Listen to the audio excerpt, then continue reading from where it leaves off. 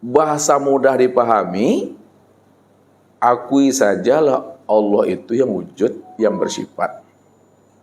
Kalau kita sudah akui Allah itu yang wujud dan bersifat, berarti diri kita ada enggak berwujud dan bersifat?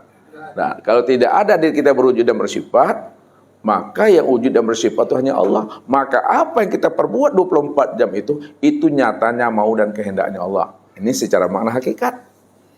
Namun makna secara syariatnya, pada saat kita merasa diri kita itu adalah kita, ya, pada saat itulah sebenarnya kita merasa apapun yang aku lakukan itulah nyatanya perbuatan dan kehendak aku.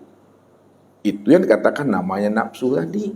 Sehingga kita bisa berpikir mana yang dikatakan kebutuhan, ya, mana yang namanya nafsu tadi. Jadi kita mesti bisa memilah dan memilih antara kebutuhan dengan namanya keinginan. Nah, kalaulah namanya kebutuhan, tentu kita berbuat sesuai dengan apa yang menjadi kepentingan dan keperluan kita.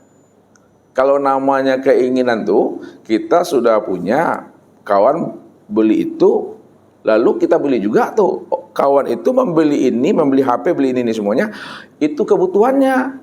Memang pada saat itu dia butuh. Kita ada banyak HP kita. Cuma karena melihat kawan beli HP, gengsi, kita kalau nak beli, kita beli pula. Itu namanya nafsu dah tuh dah. Bukan kebutuhan lagi, itu ada keinginan tuh, nafsu tuh. Secara pengamalan syariatnya, lihat pengamalannya lagi. Nah, antara maunya Allah dan maunya kita. Kalaulah kita berdoa, berdoa nih, bahwa doa kita itu tidak didengar Allah. Doa kita tidak ijabah Allah. Apa yang menjadi hajat dan keinginan kita tidak didengar, tidak dijawab Allah. Pada saat keinginan kita tidak dijawab Allah, tidak dijawab oleh Allah, maka muncul di dalam hati ini, Allah itu tidak adil. Allah itu pilih kasih. Ya, Allah itu, ya, maunya saja yang mesti diikuti, maunya aku tidak pernah diikuti.